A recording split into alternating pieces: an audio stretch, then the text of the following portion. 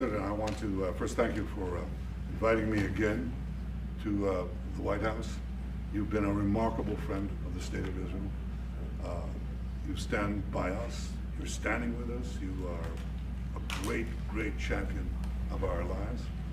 And you actually do the things that you say you do. And I think that people respect that enormously. I certainly do, and the people of Israel do. And I think the Jewish people do as well. We just saw your representative in the Department of Justice fighting anti-Semitism, standing up for Israel in international forums. I just want you to know from the heart, it's deeply, deeply appreciated.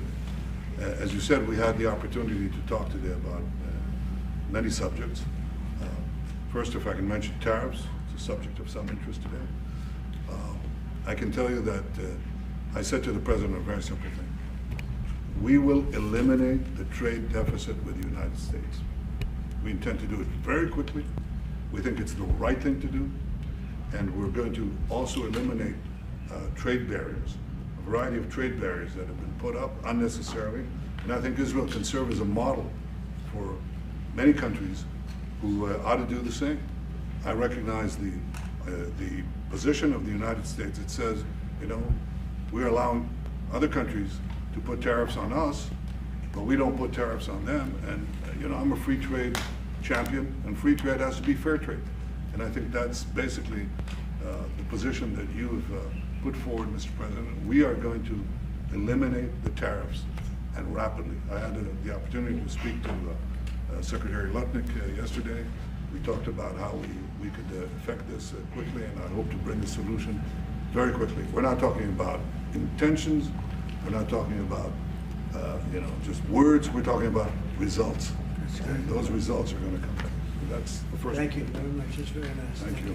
Thank you. Mr. President, what about the hostages deal? Well, What about the hostages deal? Let him I finish. didn't finish. I'm Okay. going to begin. We spoke about not only the hostages, but about Gaza. The hostages obviously is a human story of just unbearable agony. I speak to the families. I spoke to them yesterday. Spoke to another one when I was in Hungary before I came here. I speak to them every day. They're in agony. The hostages are in agony, and we want to get them all out. Steve Witkoff, was, President Trump's very able representative, helped us get a deal that got 25 out. We're working now on another deal that we hope will succeed, and we're committed to getting all the hostages out, but also eliminating the evil tyranny of Hamas in Gaza, and enabling the people of Gaza to freely make a choice to go wherever they want. I mean, they should have that choice. And the President put forward a vision, a bold vision, which we discussed as well, including the countries that might be amenable and are amenable to accepting Palestinians of their free choice if they choose to go there. And I think that's the second thing that we discussed. But the hostages came right on top. We also discussed the situation in Syria. We've had neighborly relations with Turkey that have deteriorated, and we don't want to see Syria being used by anyone, including Turkey, as a base for attack in Israel. Turkey is a country that has a great relationship with the United States. The President has a relationship with the leader of Turkey. We discussed how we can avoid this conflict in a variety of ways, and I think we can't have a better interlocutor than the President of the United States for this purpose. And of course, we also discussed Iran. Look, we're both united in the goal that Iran does not ever get nuclear weapons. If it could be done diplomatically in a full way, the way it was done in Libya, I think that would be a good thing. But whatever happens, we have to make sure that Iran does not have nuclear weapons. That's the end of my speech. Mr. President, what is your We're having plan to direct getting all talks the with, hostages wait, out? wait. We're having direct talks with Iran, and they've started. It'll go on Saturday. We have a very big meeting, and we'll see what can happen. And I think everybody agrees that doing a deal would be preferable to doing the obvious. And the obvious is not something that I want to be involved with, or frankly, that Israel wants to be involved with if they can avoid it. So we're going to see if we can avoid it. But it's getting to be very dangerous territory. And hopefully those talks will be successful. And I think it would be in Iran's best interest if they are successful. We hope that's going to happen. And we had just a lot of good talks on a lot of things. I appreciate very much what you said about the tariffs. We've been ripped off and taken advantage of by many countries over the years, and can't do it anymore. Just can't do it anymore. Can't be the stupid people anymore. And it's all because of the people that sat in the seat right here. Not your seat, but this seat. They allowed things to happen to our country that they shouldn't have allowed to happen on trade and other things, many other things. I mean, look at what's happened with our last president, where he allowed millions of people to come into our country with an open border. Who would want an open border? How stupid was that? But he allowed millions and millions of people, and of the millions, and I think it was 21 million people, but let's say 3 of them were serious criminals, serious murderers and drug dealers and gang members and people from jails. All the jails emptied out right into our country, right along the open border on Mexico, generally the Mexico. Okay, they came in from Canada too, by the way, a lot. But generally speaking, on the southern border. And what a shame it is that we are now working very hard to get them out, get the criminals out, get the murderers out, the drug dealers, the mentally insane, get them out. They dropped the mentally insane in our country too. And this was all done by the Biden administration. It's a disgrace that we have to work so hard. And then we have judges that try and protect these people, but they didn't protect us when the people were being let in. But to get them out is never easy with these people. So I think we're doing a great job. The border is the best it's ever been. It's even as strong as it was. I had a great, solid border. I think it might even be tougher right now and stronger. So people are coming into our country, but they're coming in legally. We have a legal process, and we have that moving along properly, because we need people to come into our country, but we want people that can love our country and cherish our country. So that's where we are. And with that, any questions? Mr. President, the European What's the Union. reaction to the markets today, and would you be open to a pause in tariffs to allow for negotiations? Well, we're not looking at that. We have many, many countries that are coming to negotiate deals with us, and they're going to be fair deals. And in certain cases, they're going to be paying substantial tariffs. There'll be fair deals. As you know, I spoke this morning with the Prime Minister of Japan, and we had a very good conversation. They're coming. And I said, one thing, you're going to have to open up your country, because we sold no cars, like 0 cars in Japan, and they sold millions of cars into our country. They don't really take our agriculture, a little bit of it just to keep us slightly happy, but they don't take what they're supposed to be taking. So we have a great relationship with Japan. We're going to keep it that way, but they're coming in to meet, and other countries are coming in. With China, as you know, against my statement, they put a 34% tariff on above what their ridiculous tariffs were already. And I said, if that tariff isn't removed by tomorrow at 12 o'clock, we're putting a 50% tariff on above the tariffs that we put on. So they've gone for years. They've become a rich country because of people, again, that were in the White House that allowed this to happen.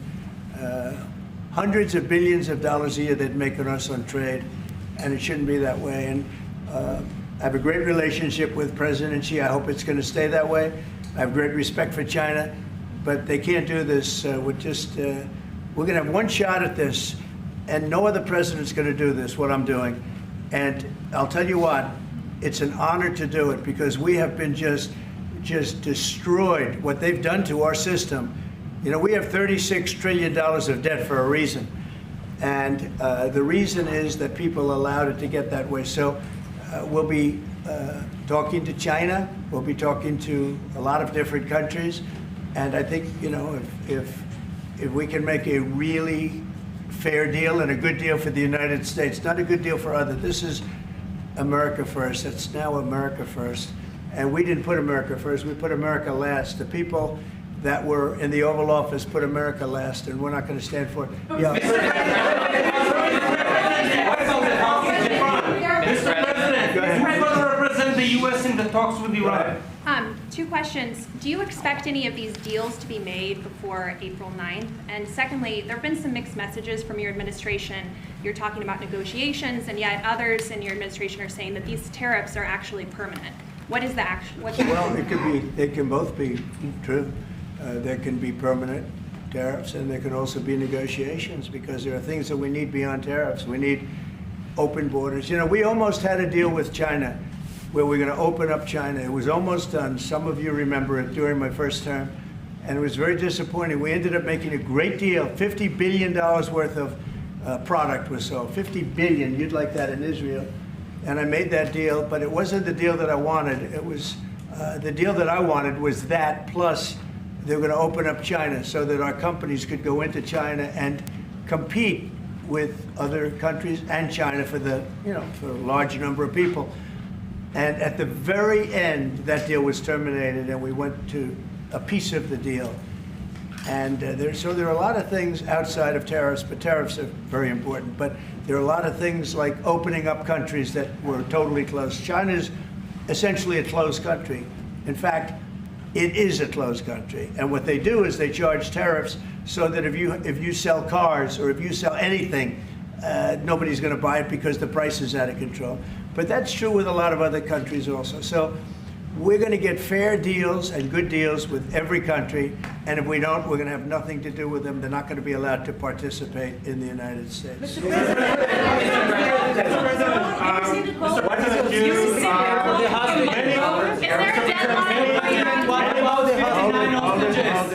President, relax, we have time. This gentleman is all day long. Mr. President, thank you for the chance. Many of Palestinian Americans who voted for you and not for Biden because you've promised them to end the war in Gaza. Very honored by that vote, too. The war is still going on and there's no hostage deal. Do you have any update on that? Well, I'd like to see the war stop, and I think the war will stop at some point that won't be in the too distant future. Right now we have a problem with hostages. We're trying to get the hostages out. We got quite a few of them out, but it's a long process. It shouldn't be that long. We have a big problem that we've done. I think I'll ask Pete to maybe talk about it for a second, because a lot of people are asking. The Houthis, we've been very tough and very successful militarily. We've really damaged them badly. These were people shooting down ships and other things, by the way, flying objects like airplanes. And we've put a major hurt on the Houthis, which nobody's been able to do. We've really hit them hard, and they know it, and they don't know what to do. And it's every night, night after night, and we've gotten many of their leaders and their experts. They're experts on missiles. I mean, they actually make missiles. Nobody thought that, but they make missiles. They're highly sophisticated, and they're very tough, but they've been very badly damaged. Nobody else was able to do that but us. Pete, you want to discuss that, please? Yes, sir. It's been a bad 3 weeks for the Houthis, and it's about to get worse. It's been a devastating campaign, whether it's underground facilities, weapons manufacturing, bunkers, troops in the open, air defense assets. We are not going to relent, and it's only to get more unrelenting until the Houthis declare they will stop shooting at our ships. And we've been very clear at the Iranians as well. They should not continue to provide support to the Houthis, and that message has been made. A lot more options and a lot more pressure to apply, and we know, because we see the reports, how devastating this campaign has been in them, and we will not relent. We have a great military. There's no military like our military, and despite Biden having given a lot, but nevertheless a pretty small piece, but it was a lot of our military away in Afghanistan, and one of the dumbest situations, I think, and maybe the most embarrassing situation we've ever been involved in, that short period of time in Afghanistan. What a disgrace that was, but left a lot of our military behind. Left. You see them in their annual parades where they're parading trucks that are armor-plated and different things that they can't, but it's many billions of dollars we left behind. But despite that, we have a tremendous military. That was a very small portion, because we rebuilt the military during my first term, and we have great things happening with our military. We also essentially approved a budget which is in the facility, you'll like to hear this, of $1 trillion, $1 trillion, and nobody's seen anything like it. We have to build our military, and we're very cost conscious, but the military is something that we have to build, and we have to be strong because you got a lot of bad forces out there now. So we're going to be approving a budget, and I'm proud to say, actually, the biggest one we've ever done for the military. We're cutting other things that were under DOGE, but under a lot of other. When you look at a woman getting $2 billion for environmental, and it had nothing to do with environmental, and they had $100 in the bank, and they give her $2 billion. Many of those cases, all that stuff is going to be cut out. But we are getting a very, very powerful military. We have things under order now, the likes of which we've never had before. We've never had the kind of aircraft, the kind of missiles, anything that we have ordered. And it's in many ways too bad that we have to do it, because hopefully we're not going to have to use it. But the military is very, very powerful, and it's going to remain that way. Strong, they're strong, and they're great. These are great people.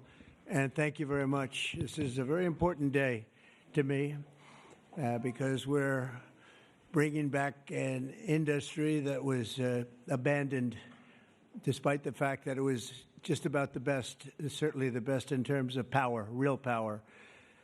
And I'm very honored to be doing this. Other countries went to beautiful, clean coal, and they've stayed there for many years, like China. China's opening 2 plants every week. Germany went green, very green. They went so green they almost went out of business. Germany was finished. They went to wind. The wind wasn't blowing too much. And they went to all sorts of other things. You know, the Green New Scam hit Germany too. And guess what? Now they're back to coal. They're opening up coal plants all over Germany. We're the ones that aren't doing it. I call it beautiful, clean coal. I told my people never use the word coal unless you put beautiful, clean before it. Right, Doc? So we call it beautiful, clean coal.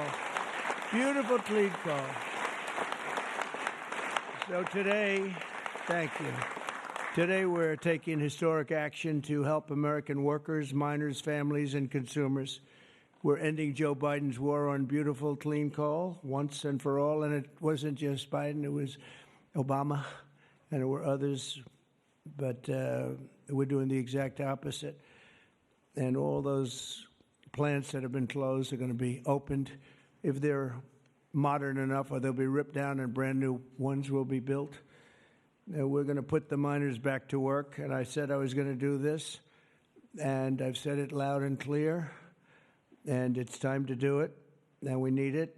And I look at these people behind me. I don't want to have any arm wrestling contests with any of them, but they've had a little more practice with the lifting things, I will say. But they are great people, and I know them indirectly for a long. That includes you guys for a long time, and they're great people and with great families and come from areas of the country that we love.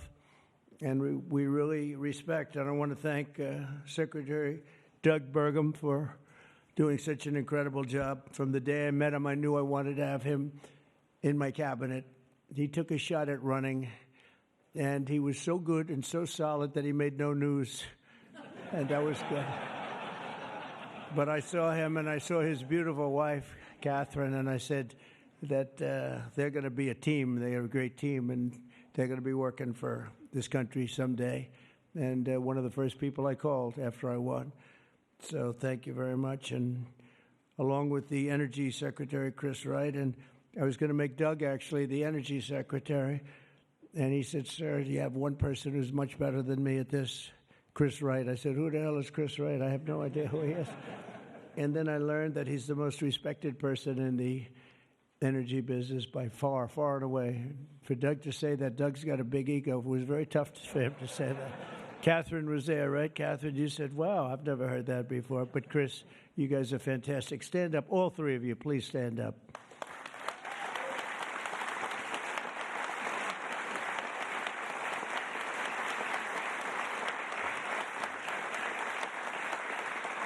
Right.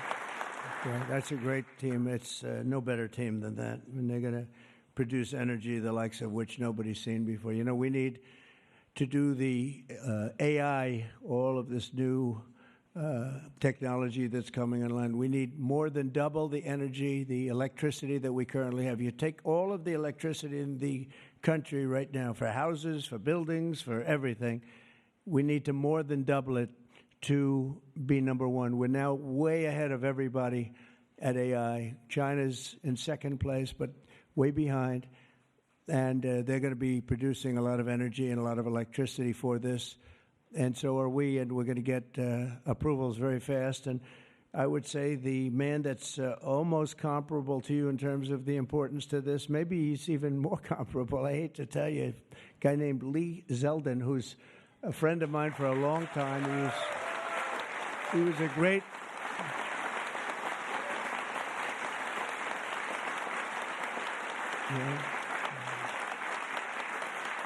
Lee was a great lawyer, and he ran for office, and he won immediately.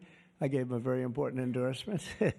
He won for Congress in an area that was unwinnable. He couldn't have, they were all saying, why is he wasting his time? That's Democrat territory. And I liked Lee and knew Lee, and he ended up winning a seat in a massive upset.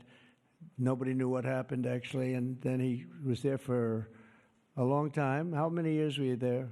8 years. Was very popular, and then he almost ran. He almost won the governorship of New York, which is lost by a few points, which was an amazing run. And I said, we got to get you in with us in some form, and we did.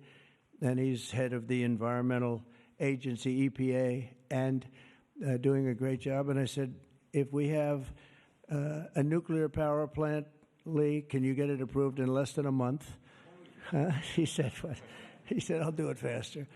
And by the way, he'll do a fast job, but he's going to do also a great job. It's going to be an important job. We don't even smile about it, but, you know, I've been involved in the approval process for a long time, having been in real estate, and you go years and years and years for absolutely nothing. And even in those days, I used to say, you know, this whole thing could have been approved in a week or 2 weeks or 3 weeks, and it would have been just as good. But they'd take you down the path, and you'd spend years waiting, and then sometimes you get rejected. I wasn't rejected too much. I was the king of zoning. I did well, but it was such nonsense. It was so terrible. The process was so terrible. But this is the big leagues now, and he's the head person in the whole country, and I appreciate it, and I appreciate you doing it. And already they're respecting you very greatly. So thank you very much, Lee. Great job.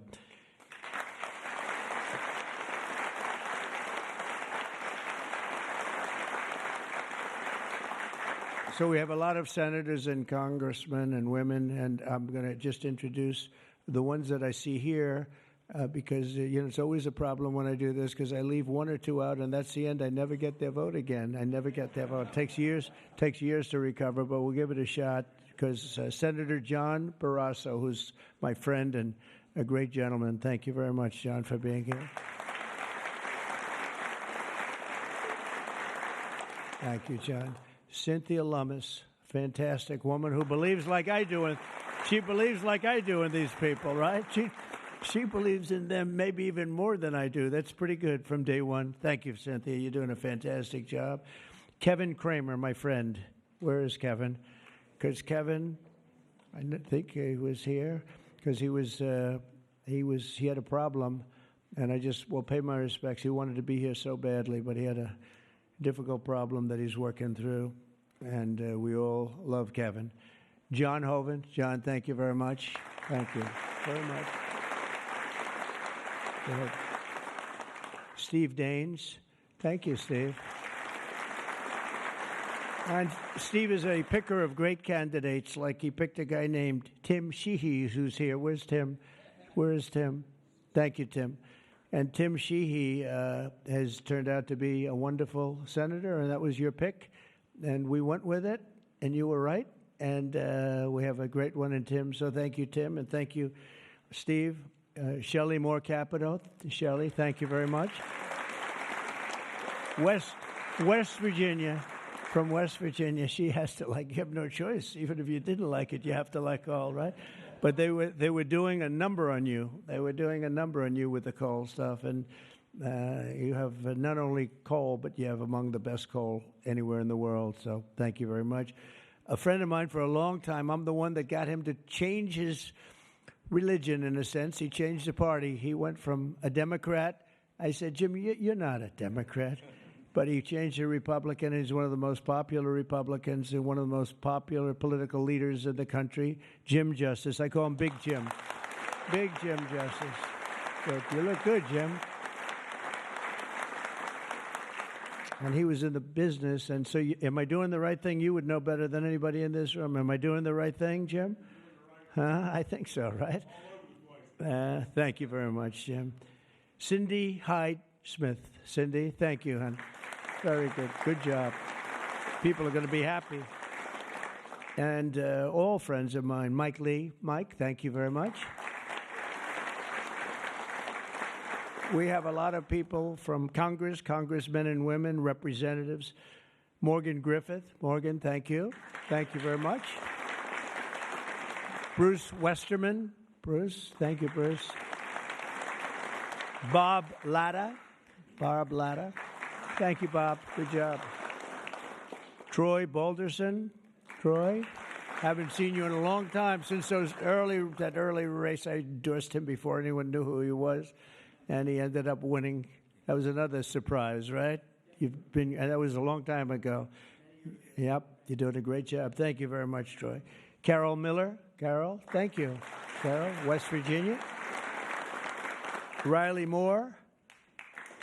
Riley. Hi, Riley. Thanks. Mike Boast. Mike, thank you very much. Troy Downing. Troy, thank you. Oh, he has something. What is that, coal? Is there coal in that bag? Huh? Even better, it's clean coal. I like it. I'll take it right now. Thank you very much. Hal Rogers. Hal, thank you. Thank you, Hal. Andy Barr.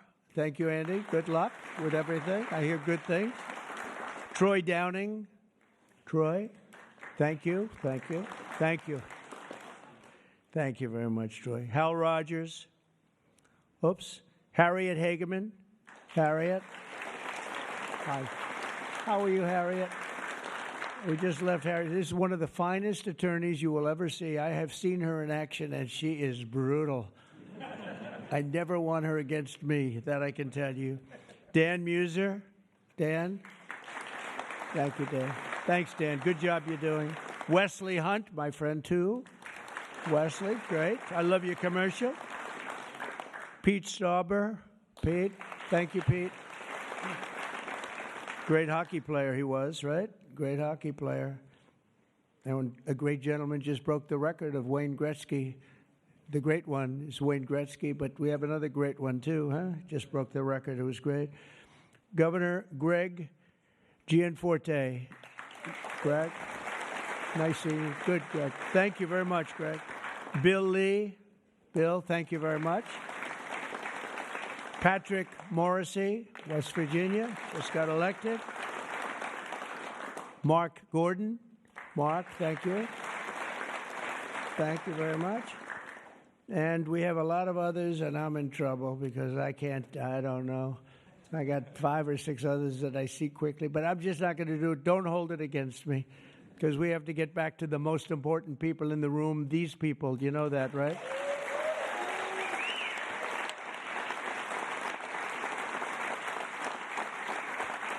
So the energy workers and the coal miners in the area that I'm standing on, and that's a lot of weight on this platform, so I don't know what's going to happen. I hope it's structurally designed for you guys. I don't know. But we have just really well-deserving, great American patriots, and it's such an honor to be here and making such a big move, such a bold move in energy.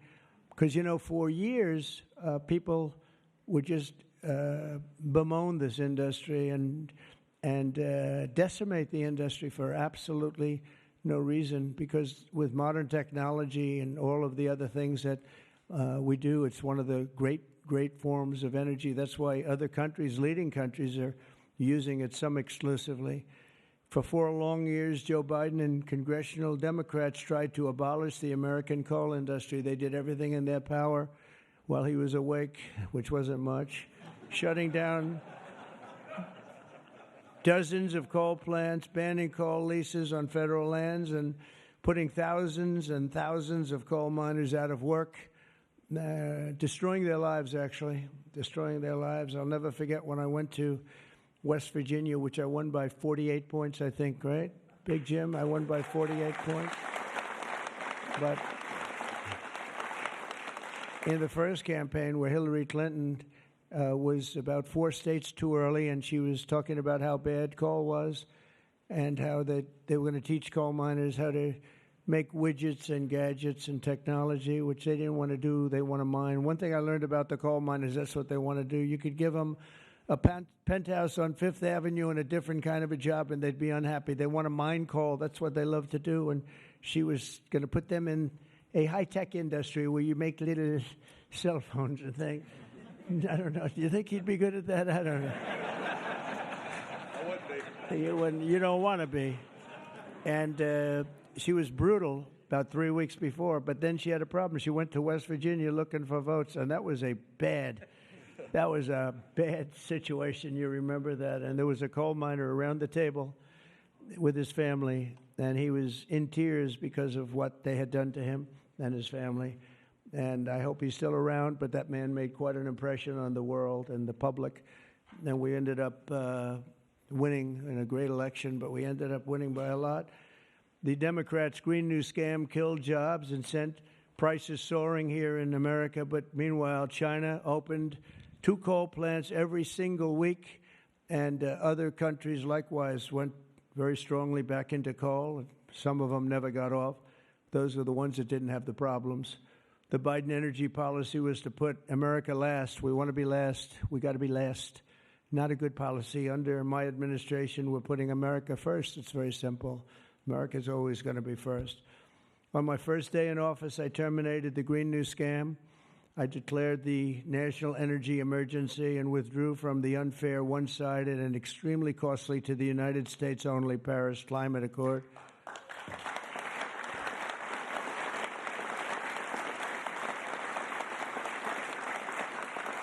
You know, under the Paris Climate Accord, we had a terrible situation. We would have paid over $1 trillion. Think of it, over $1 trillion. And Russia was paying almost nothing. Russia had a 1992 standard. China was paying nothing. China didn't kick in until 2035. This was 5 years ago. So they didn't kick in for many years. India had no standard whatsoever. But we had the highest standard you could imagine. We had to start paying from day one. And we had to pay lots of money. We paid for everything. So I was not a big fan of the Paris Accord, and I let it be known, and I got out of it early. Then they went back into it, and now we get back out of it. And hopefully we can be there for a long time, okay? A long time, because it was a scam to take money away from the United States and actually hurt us very badly with coal and with other things. Now, under the executive order that I will sign in a few moments, we're slashing unnecessary regulations that targeted the beautiful clean coal. We will rapidly expedite leases for coal mining on federal lands, and these 2 gentlemen are going to do a real job of it. You've already started. And we'll streamline permitting. We will end the government bias against coal, and we're going to unlock the sweeping authorities of Defense Production Act, the Defense Production Act, to turbocharge coal mining in America. They made it impossible. You actually, I know a friend of mine has a plant. He said, you know, it's a shame. I'm ripping it down and I'm replacing it with another form of energy. I won't tell you because it's also very good, but it's not as powerful as this. He said, you know, the plant I'm building, the new plant, is literally half as good. It's no less, you know, it's not probably even as good environmentally, but he said it produced half the power for more money, much more money.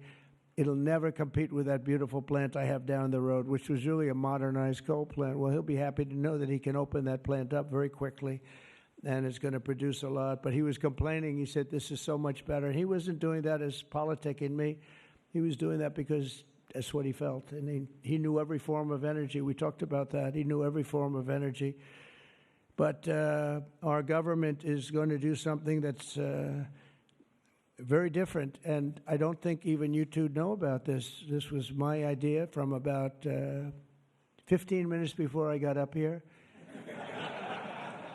We're going to guarantee that we have a strong business for many years to come, that your coal companies and your miners don't get all excited about their jobs, and then should a radical left liberal become president, they end the business right away, and somebody's built a plant and spent hundreds of millions of dollars in building a plant, and the plant is going to be closed because a Democrat got in or a liberal got in. They're opposed to coal, and Republicans are very much for it. Clean coal. And we're going to give a guarantee that the business will not be terminated by the ups and downs of the world of politics. So should somebody come in to this very important office and say, oh, well, you spent hundreds of millions of dollars and you guys have given up your life because you want to be in coal, and then all of a sudden you don't have a life anymore because it's what you know the best, that's not going to happen. We're going to give a guarantee that it's not going to happen, so that if somebody comes in, they cannot change it at a whim. They cannot just going to go, they're going to have to go through hell to close you up. All right, so that's pretty good. We're going to give that in the form of a guarantee that we're writing on right now structurally and from a legal standpoint. So your investments are going to also be protected.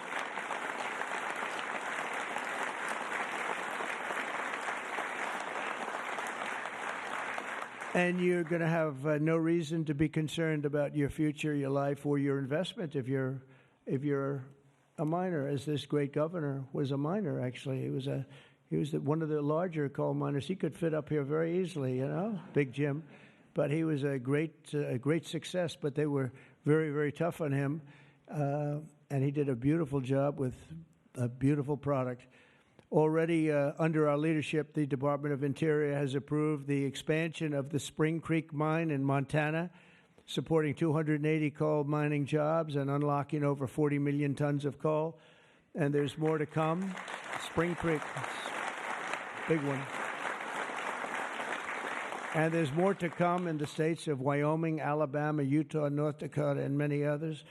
West Virginia, I can't believe they didn't put West Virginia down. It's lucky I mentioned that, right? Can you imagine if I didn't mention West Virginia? I would have been in big trouble. They didn't mark it down here.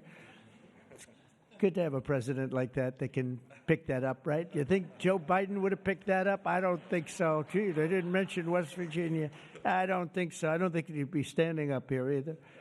The value of untapped coal in our country is 100 times greater than the value of all the gold at Fort Knox. And we're going to unleash it and make America rich and powerful again. Under this order, I'm also directing Secretary Wright to use billions of dollars in federal funding to invest in the next generation of coal technology, which is an amazing technology in terms of getting the full potential of coal and also doing it a very clean, environmental way. Pound for pound, coal is the single most reliable, durable, secure, and powerful form of energy there is on Earth today. It's a big statement. You never hear those statements, you know. You've never heard that before from a politician, have you? Well, maybe from that politician, but not from not too many. But that's the way it is. I say it again. Pound for pound, coal is the single most reliable, durable, secure, and powerful form of energy. It's cheap, incredibly efficient, high density, and it's almost indestructible. You could drop a bomb on it, and it's going to be there for you to use the next day, which you can't say with any other form of energy. You're virtually indestructible. Most importantly, we have more of it here in America than anywhere else on Earth. We have more coal than any other country. You go to Australia, they have fantastic amounts of coal. You know who they sell it to? China. They sell it to China. They're nearby. They sell a lot of it to China. But we have more than anywhere else on Earth. We also have more liquid gold than anywhere on Earth. So we're really an energy behemoth, but we're unleashing that also. That's going to be another part. But I didn't even want to mention that. It's not down here because I didn't want to mention today is about clean, beautiful coal So I'm going to give this to you. This big guy. Should I give it to him? Yeah. You take that. Thank you, Mr. President. Okay. Any question? Mr. President, can you give us a reaction to today's stock market drop and also give us a sense of the next steps with China? Well, I haven't seen it because I've been here for 2.5 hours, so I'll be seeing it. I think Scott, you want to have a statement on that? Sure. Look, the up 2, down 1 is not a bad ratio, or up 10, down 5. And I think as we have talked about, as we go through the queue and settle with these countries who are going to bring us their best offers, we will end up in a place of great certainty over the next 90 days on tariffs. We had very good inflation numbers today. Oil's down. We had a successful bond market, so I don't see anything unusual today. And next steps for China, sir? Well, we'll see what happens with China. We would love to be able to work a deal. They've really taken advantage of our country for a long period of time. They've ripped us off beyond nobody. How people stood for it, sitting in my position, is not even believable. And we're talking about many presidents, not just a couple. But they did, and all we're doing is putting it back in shape. We're resetting the table. And I'm sure that we'll be able to get along very well. I have great respect for President Xi. He's been, in a true sense, he's been a friend of mine for a long period of time. And I think that we'll end up working out something that's very good for both countries. I look forward to it. Mr. President, China retaliated today by reducing the number of American films that can be shown there. What's your reaction to them now targeting cultural exports from the United States? I think I've heard of worse things.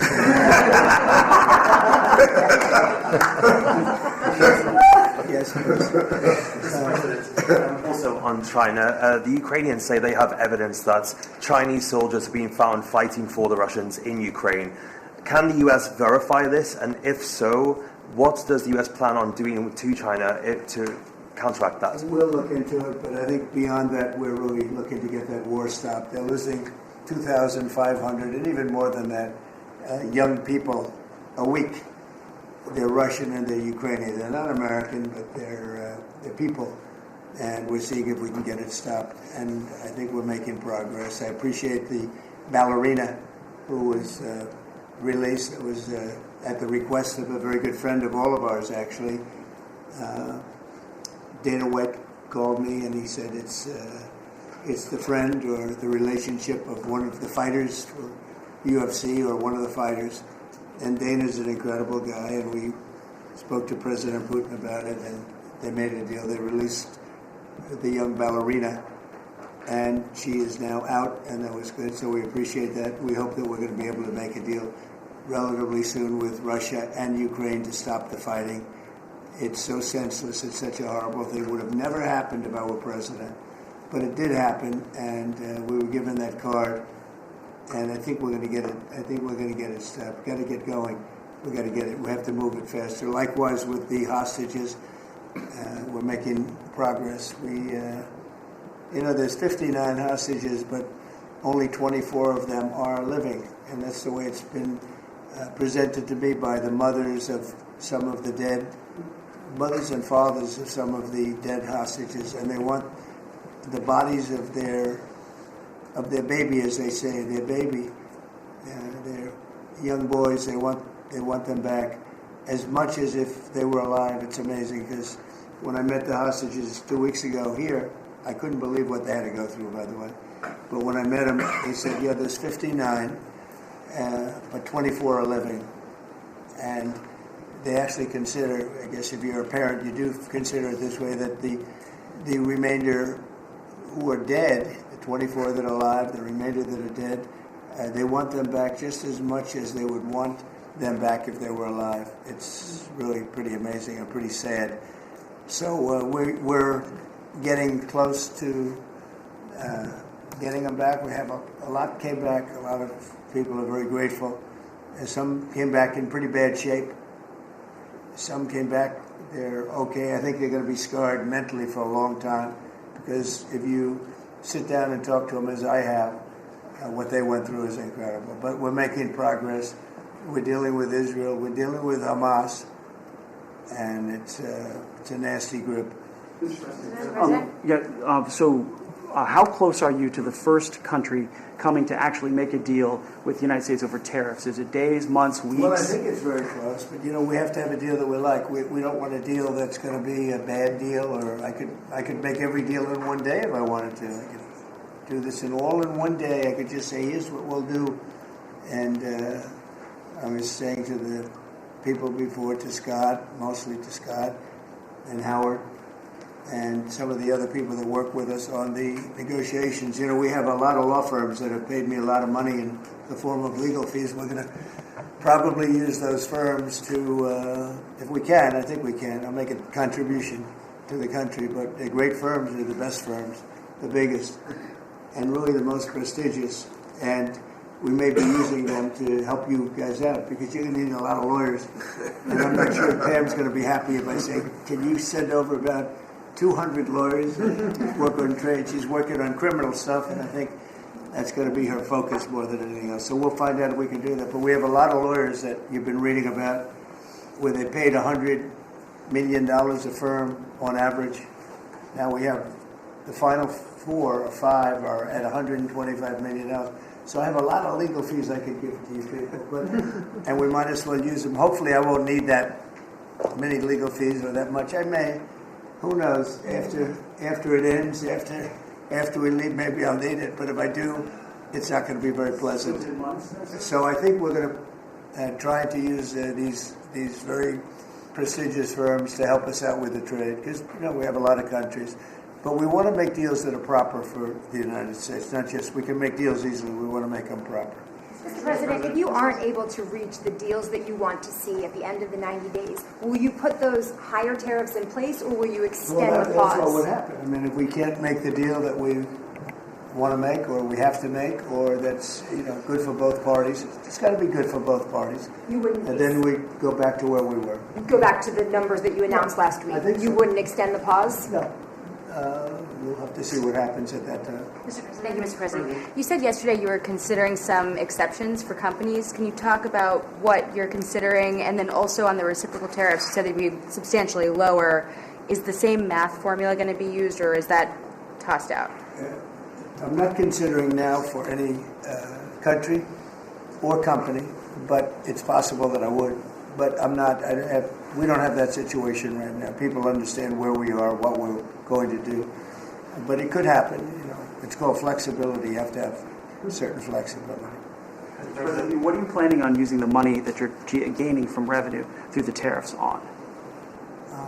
Paying down national debt, reducing taxes, creating good budgets, helping Christie with the border and all of the other things. I built hundreds of miles of wall, as people now understand, 571 miles of border wall in the first administration. But we're going to beef it up, and we're going to add more. And, the numbers are incredible, really. The numbers are what's taken place. We had great numbers, but these numbers are topping my last administration. And Christie and Tom Homan have done an amazing job. But it's an expensive process. This weekend, where they used to have hundreds of thousands of people standing there pouring through the border in Tijuana, Mexico, this weekend they had nobody.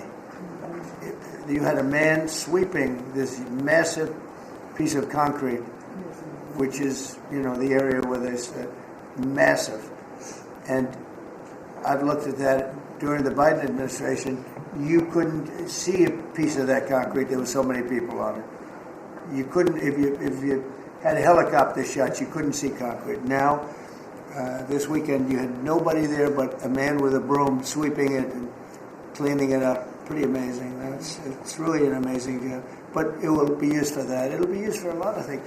It'll be used by the Department of Justice for doing a great job. Pam is doing a fantastic job. So it's going to be used for a lot of different things. Mr. President, on the 10% tariff, is that a basement? Is that the floor? It's a baseline. Can countries negotiate that to bring that down? It depends on what they're adding. Some countries we have massive deficits with, or they have big surpluses with us. and others it's not that way. So it depends. That's why it's really they're all different. Every country is different. Some have certain advantages that others don't have, and certain things. We have China has a surplus of $1 trillion. I mean, the numbers are crazy.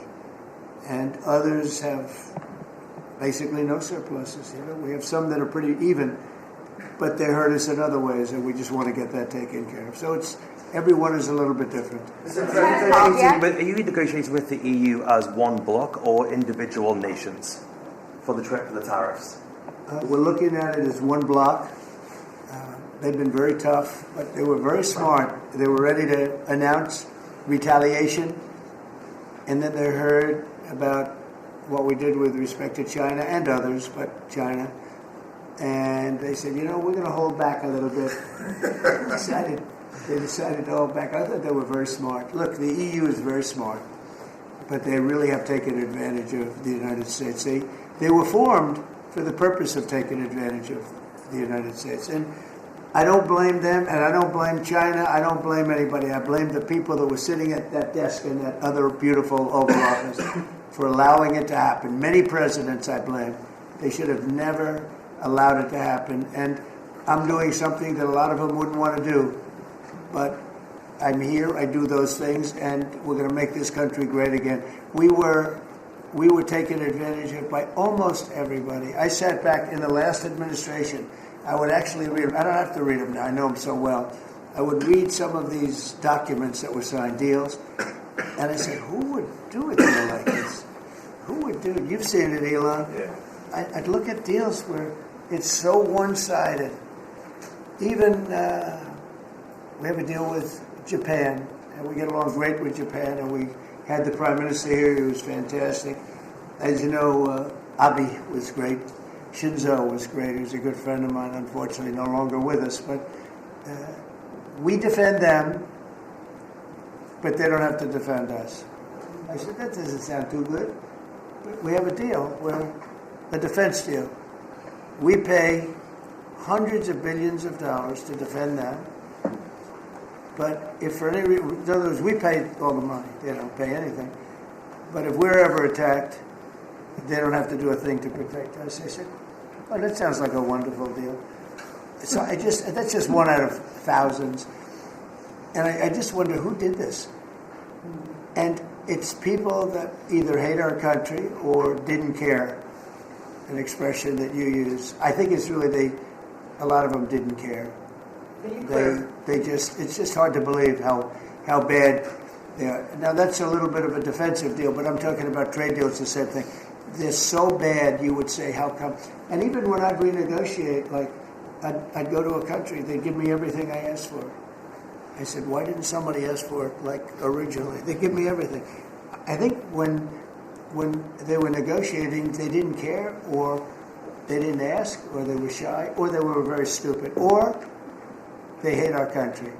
Yeah, go ahead, Joe. You were speaking about Japan. Can you clarify what your vision is for U.S. Steel? You referenced it yesterday, but there were some questions about what you actually want to see happen with that. U.S. Steel is going to do very well now because of tariffs, and I don't know why they even need a deal, but the only thing is U.S. Steel, if you go back 80 or 90 years, that was a behemoth in this. That was our biggest,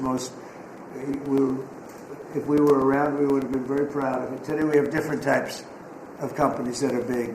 Google, it's not the same as U.S. Steel, and I love Google, and I got to like the people that run it. They're very capable people. They didn't like me so much in the first administration, but they like me a lot now. I don't know what happened, but I like them. But I think they would be the first to admit, when I envisioned, you look at some of those steel factories from 90 years ago, it was a different kind of a country, but they were miles long. Today you see just empty hulks. Those hulks are going to be filled up very soon because of what I'm doing with tariffs. It was a different kind of a thing. But if I didn't do that in the my first term, if I didn't put tariffs on, we would have, because China and others were dumping steel, billions of dollars of steel. Our steel companies were all closing, every factory. We wouldn't have one steel plant open And now we have a steel industry that's doing very well, but soon it's going to be thriving, really thriving. And those factories are going to be filled up, but more importantly, they're going to build brand new ones. Nucor and so many other companies call me, Nucor being a big steel company. They're building massive new steel plants, and it's great. And likewise, car companies. We have many, many car companies. 3 of them, I'm not looking to hurt Mexico, and I like Mexico. And by the way, I think the new president is a terrific person, a fantastic woman. We've had many conversations. She's a very elegant, just a fantastic person. And she's been very nice, very, very nice. But I'm not looking to hurt them, but we have 3 car plants that were under construction in Mexico. They stopped constructing, and now they're going to build in the United States because of tariffs. See, we should have never let this happen, because whoever it was that was president at the time, we lost 90,000 plants and factories since NAFTA. 90,000. It's not believable. How about that, Laura? You know, you're in that sort of world of factories. We're going to build back the manufacturing, construction jobs, and bring those workers back home. Right, we're going to bring them all back. But think of it, from that period of time, which isn't so long ago, we lost. I said the other day, if you had a map on a big wall like this, and if you had pins, 90,000, I don't know if you'd have enough. I don't think you'd have enough room on the map to put the pins. 90,000 factories that we've lost since NAFTA. And it's not even, and about 6 million jobs, but really, I think probably a lot more than that, but they say 6 million jobs. We're going to bring many of that back. I think we're going to bring more than all of it back. We're going to be better and stronger than ever before. But if a president, when they were leaving, said, look, you can leave, but if you're going to build a factory someplace else, and you think you're going to come and sell your steel or your car or any product that you make, your pharmaceuticals, which we're going to do, we're going to get them all back. But if you think you're going to just, all they had to do is say this, and they wouldn't have left. You know, I said it the other day. I said it with respect to, I made a speech a year ago, and I told them if I win, we're going to charge a big, big tariff at the border. And people were thinking about building in Mexico a car plant. And I said, we're going to have a big tariff. So if you want to build a car, you're going to have to pay 25% more than the cost of that car. You're going to have to pay 25% tariff at the border. They would have never left. They could have kept everybody. If a president said, if you leave this country, you leave Michigan, you leave Detroit, you leave anybody, any of our states, because to me they're all the same. I love them all. I love them all, and I probably won them all, but they say I won most of them, but I think I won them all, but that's okay. But all you had to say if you were the president is, if you leave and you think you're going to now fire all those workers, leave all that, everything behind, and you're going to build in another country and sell it any, and no, you're not going to. You're going to pay 50% or 100% tariff. They would have never left. And all you had to say, Marco, all you had to say very simply is, you don't have to write it down. All you have to do is say it verbally. If you leave, you're going to pay 100% tariff. Therefore, don't leave. They would have never left. But they left 90,000 plants. I mean, it's hard to believe that many. It's not, you can't envision it. So just getting back to your, because I'm the great weaver of all time. To weave, you have to be a genius. To go on tangents, anybody can do that. But we'll get back to your original U.S. Steel. U.S. Steel is a big name in this country. Babe Ruth is a big name. We have a lot of big names, but not too many. U.S. Steel is one of the great names in the history of our country. And normally I wouldn't mind so much, I wouldn't be thrilled with it, but to buy for a foreign country, and we love Japan, but for a foreign country to buy that cherished U.S. Steel brand, that's hard for me to do. And maybe somebody else may want it. The company Nippon that's involved with it is a big, powerful company who do a good job. But why can't they just build a plant themselves? I mean, why do they have to, take U.S. Steel? So as you know, I rejected the deal. Now they've come back in a different form. They're coming back as an investor. And, I feel better about that, I guess. But, I know them very well. I know the thinking. It's the investor, they'll invest, and somebody else maybe is sitting in this chair, and they will no longer have an investment. They'll have the whole thing. That's the way it works. They're very smart. They're very, very smart people. We're dealing with very smart people throughout the world. Great geniuses, actually. Look what they've done to our country. And again, I don't blame China. I don't blame anybody. If I could have done it, if I were in that position, I'd have great respect. I have great respect for the people. They ripped off the United States, and all we had to do have a president that knew what the hell was going on.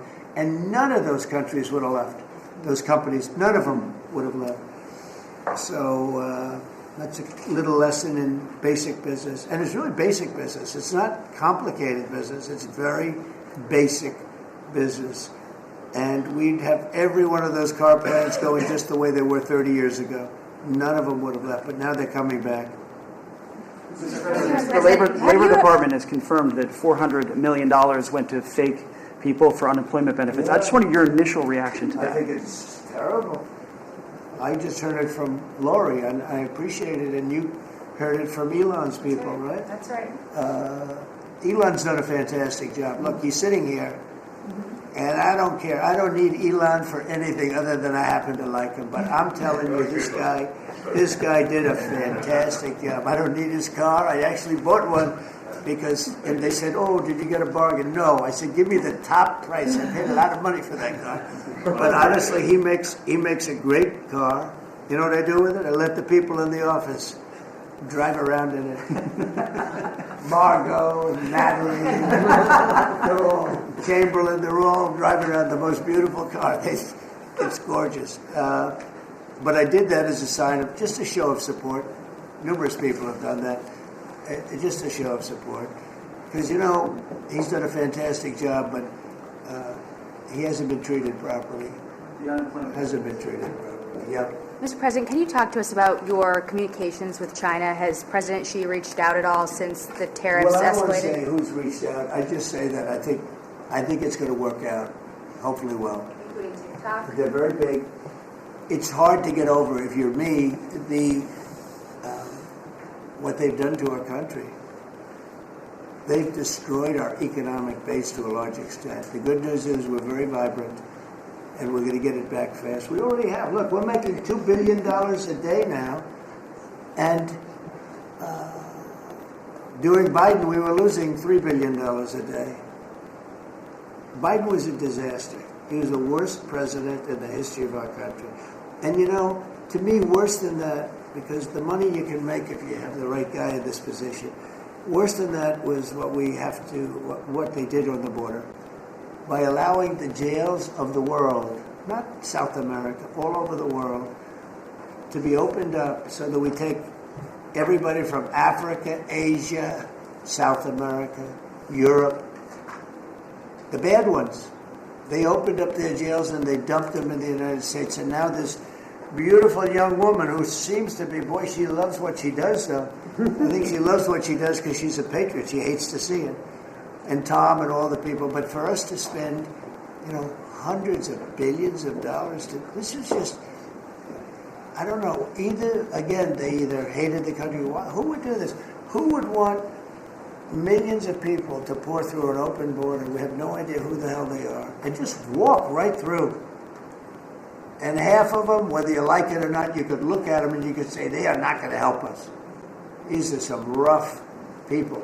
But they'd empty out their jails, and they'd empty out their mental institutions, insane asylums, and they'd let them into the United States of America. And inflation we can fix, and all of the other things we can fix. We'll get it going. But this is something, it's such a horrible thing, and it's really hard. We have to do deportations. Now we're doing self-deportation. We're coming up with all sorts of ideas. And they must have known it's not going to work out well. And, we want people to come into our country, by the way. We need them badly for the jobs. but we want them to come in legally. They have to come in legally. They have to show that they can love our country. Thank you very much, everybody. Democrats are making allegations about market manipulation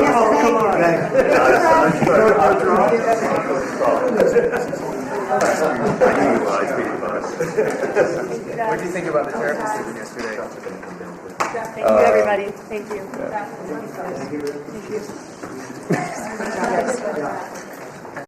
Okay, do you have any questions? Mr. President, where does the TikTok deal stand, given what we've seen, the tariffs Well, to it's moving China? along, but obviously I would say right now China's not exactly thrilled about signing it. We have a deal with some very good people, some very rich companies that would do a great job with it, but we're going to have to wait to see what's going to happen with China. So, Mr. President, still on the table? no, it's on the table very much. I think China's going to want to do it, actually. Mr. President, can you explain more of what you believe is the end game with China? Are you waiting for President Xi to blink? How do you think this is all going to be resolved? Look, for years we've been ripped off and taken advantage of by China and others, in all fairness, but by China, that's the big one. And it's just one of those things. We're making $2 billion a day right now, this country. $2 billion a day with tariffs. And they were making $2 billion a day. We'll be making more. And now when you see what happened today, I don't know if it's still there. I looked an hour ago, but we were up like close to 3,000 points. Nobody's ever seen a day like that. I think that's a record, isn't it, fellas? Definitely. Is that a record? Who would have thought we were going to have a record like that after watching? But because the geniuses of the world, they get it. Our country's very strong. We were left a very, very weakened country, both economically, financially, because of all of the tariffs and all of the other companies just raiding us and ripping us off. And also at the border where 21 million people were allowed to come in. Many of those people were criminals. And but the people that do this for a living, some of them are very smart and some of them aren't smart at all. But these guys are very smart, and my group is very smart. My whole group is smart. And you've done so amazing on the border. I read the other day that there were 9 people and hundreds of thousands 2 years ago with Biden, and we had 9. We had it down to 9, and they were all let in for medical reasons. They were in bad shape. We let them in for medical reasons, not even for anything else. So you've been amazing. But that's a big thing. I think it's one of the greatest problems that I've never seen anything like it. Open borders, the whole world was emptied out. Prisons from all over the world, from the Congo in Africa, from Africa to Asia, a lot in South America, but it wasn't just South America. Prisons emptied out, and I said it outside with the drivers before, but El Salvador has been amazing, a job that the president's done. He's coming to see me next week, and we look forward to that. But that's really been amazing. Yes. Mr. President, the EU also announced increases in tariffs today. Why not treat? Bad timing for them. That's bad timing. Why not? They didn't put them in. No, they threatened them, but they think picked a later date, which our expectation is it's going to be later still. Okay, I'm glad that they held back. You said you were watching the market. If this was the strategy all along to bring them to the table, why did you instruct or advise, or maybe they did it on their own, some of your top aides to say this is not a negotiation, to hold the line, that they were going to hold the line, that you were not going to change your mind? A lot of times it's not a negotiation until it is, and that happens. And, I said outside that you have to have flexibility to do it right, and that's what we have. We brought everybody to the table, and it may not be a negotiation. It may not last. I mean, things may be asked that I think are not fair to us. Look, we've been ripped off by essentially everybody for 35 years. This is not just a new thing.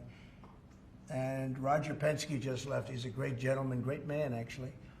And he said no other president would have had the guts to do this. And I believe that's right. They wouldn't have done it. They should have done this a long time ago. A long time ago they should have done it. I started it with China. I took in hundreds of billions of dollars in tariffs and taxes from China in my first term.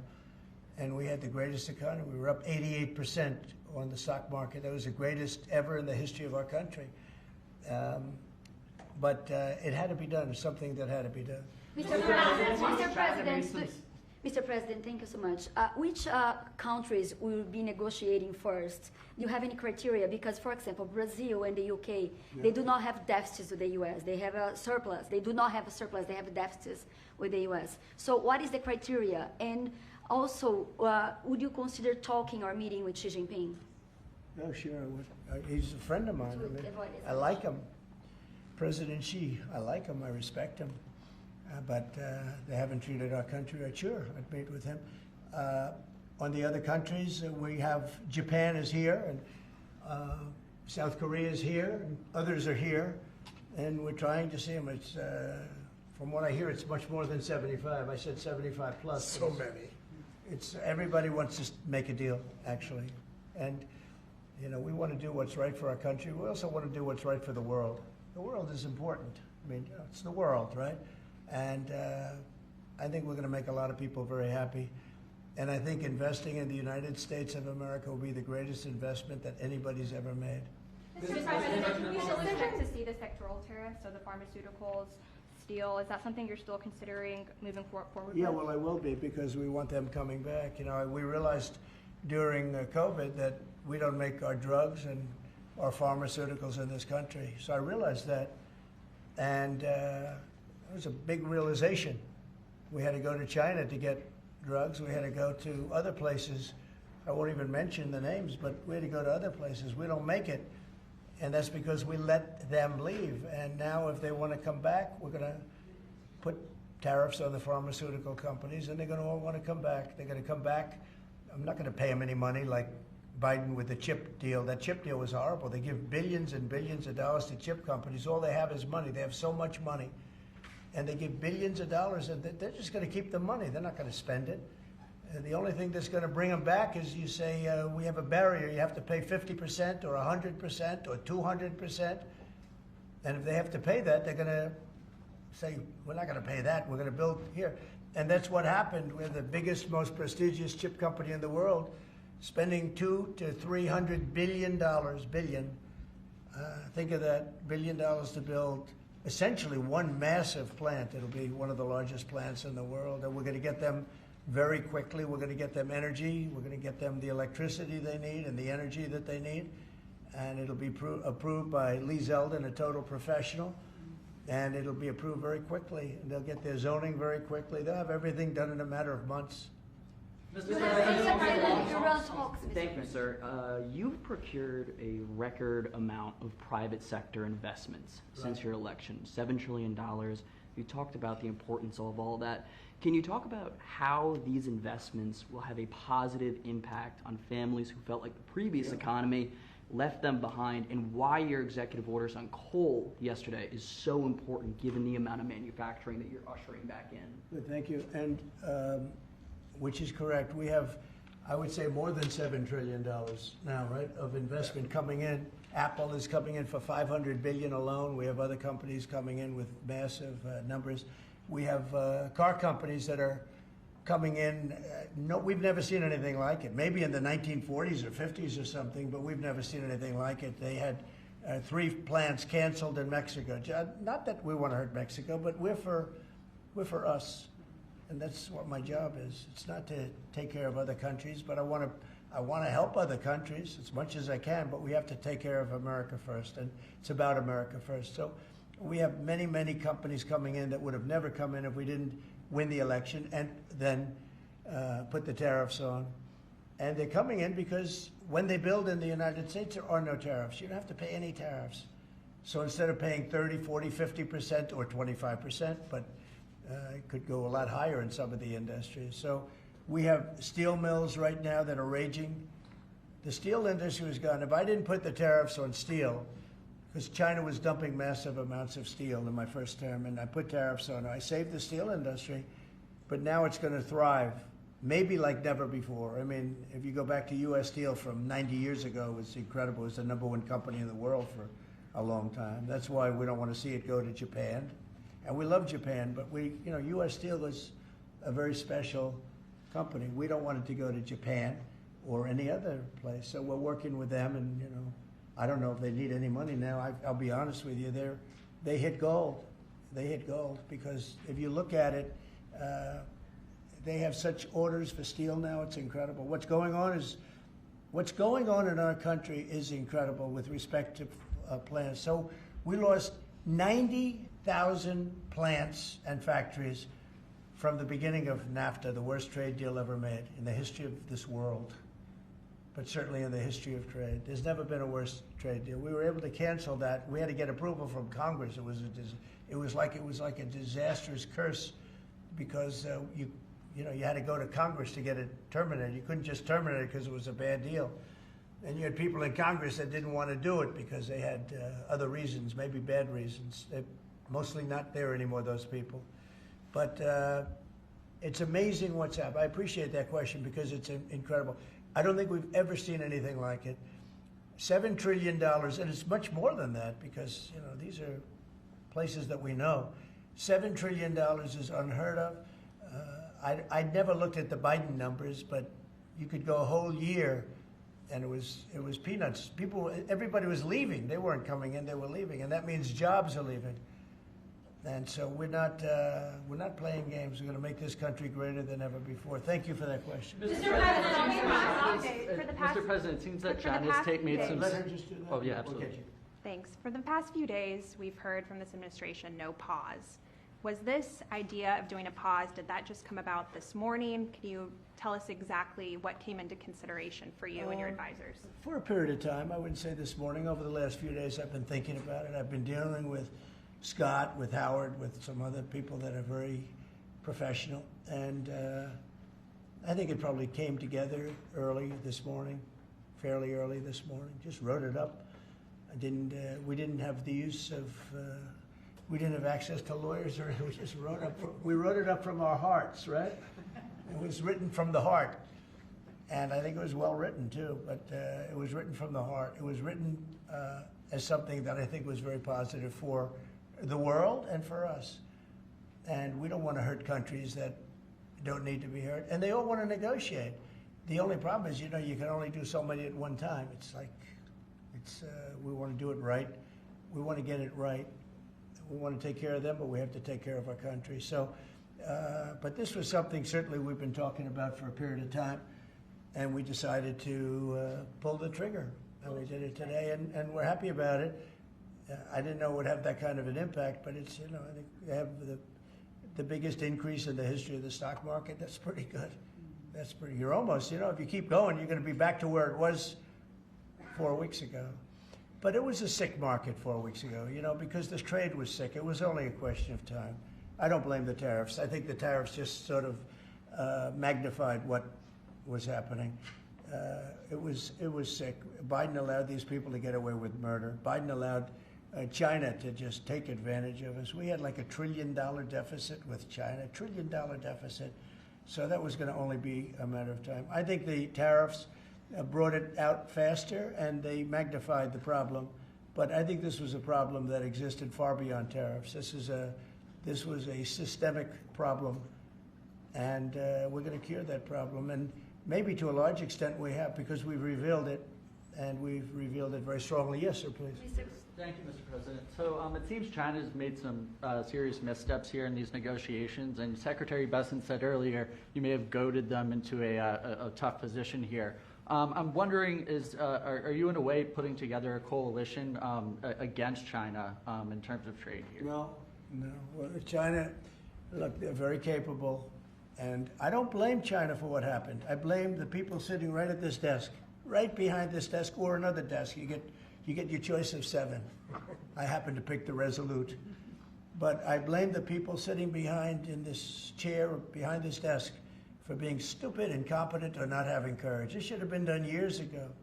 This should have been done before Obama, in all fairness. Not only Biden, Obama. It should have been done many years ago. This started with the World Trade Organization, which was owned by China. It was owned and paid for by China. They didn't even have to do things. They considered them a nation that was undeveloped. They said they were a developing nation. Well, we're a developing nation too, if you think about it. Look at our inner cities. Look at what's happened. I think we're starting from ground zero there, right? So we're a developing nation too. No, I don't. I know it's a lot of people take heat for saying it, but I blame the people sitting at this desk more than I blame China. If China can get away with what they got away with taking hundreds of billions and trillions of dollars right out of our pocket because our people here were stupid, they were stupid people. Maybe corrupt, I don't know. I don't know how you can be that stupid. How do you get to be president and you're stupid? But they certainly weren't courageous. And they allowed this to happen. And with Japan and with many other countries that took advantage of us. I mean, we had deficits with almost every country. I used to read these things. First term, I'd read them. I'd actually read the agreements. I'd say, how could anybody agree to this stuff?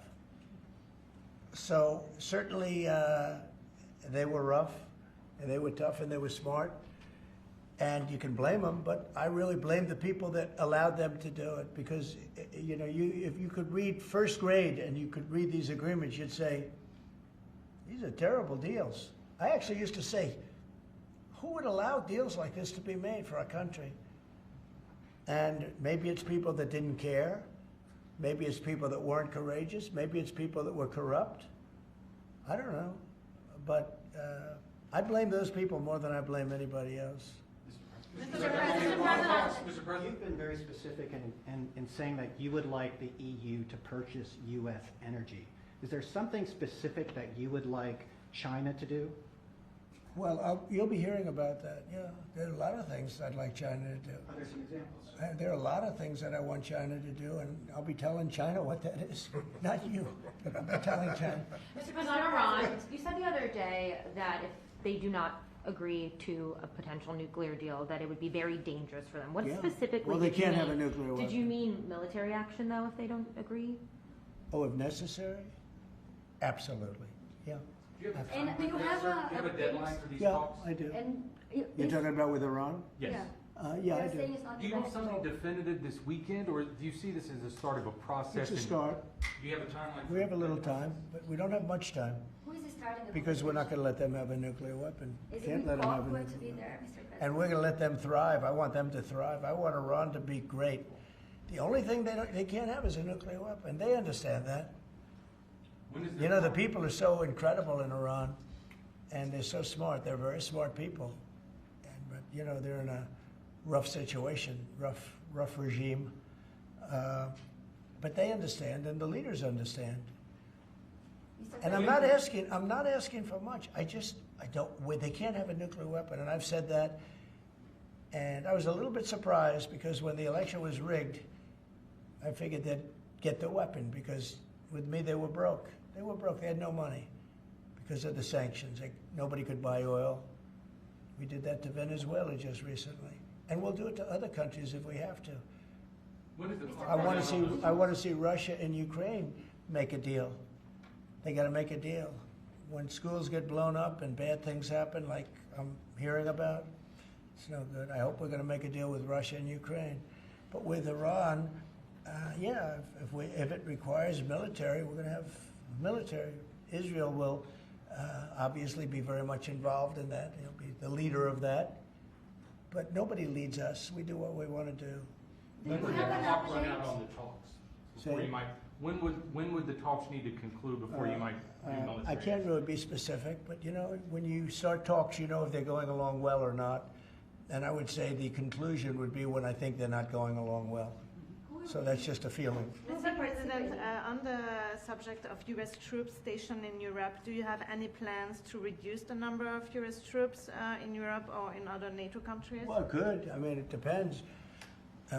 We pay for military over in Europe. You know, we don't get reimbursed by much. South Korea too. So it'll be one of the things we discuss. That's unrelated to trade, but I think we'll make it part of it because it makes sense. Be nice to wrap it all up in one package for each country. You know, it's nice and clean, and we have plenty of law firms. These are great law firms that we signed with, the best.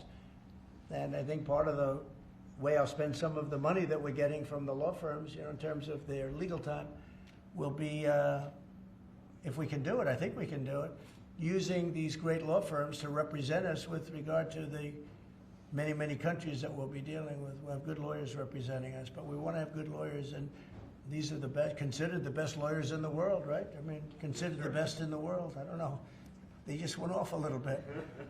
Mr. President, two questions. On Iran, do you have an update on who will be participating or conducting these conversations? Will Witkoff be there on Saturday for these direct talks? And on China, some economists are saying that right now is technically embargo on China with 125% tariffs. Are you concerned of escalation beyond the trade war with China? No, I'm not concerned. I think President Xi is a very smart guy, and I think we'll end up making a very good deal for both. But, you know, we've been treated so badly for so many years. Again, we allowed that to happen. We've been treated so badly for so many years. But no, I don't expect that. I think President Xi is one of the very smart people of the world, and I don't think he'd allow that to happen. And we're very powerful. This country is very powerful. Let me tell you, it's far more powerful than people understand. We have weaponry that nobody has any idea what it is, and it is the most powerful weapons in the world that we have. More powerful than anybody, not even close. So nobody's going to do that, but I think that if that's what you're referring to, maybe it's not.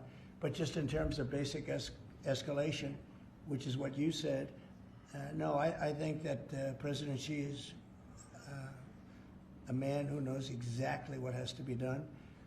He's a very smart man. He loves his country. I know that for a fact. I know him very well.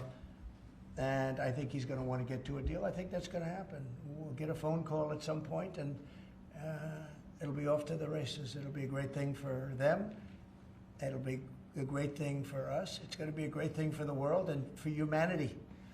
Do you have plans to meet with Putin in Saudi Arabia? At some point, I will. At some point. Saudi We'll have to Arabia? see. I mean, we have to get there right now. You know, we got to get there. In the meantime, they're losing 2,500 on average young people every single week. Think of that. 2,500 people a week. It's not even conceivable.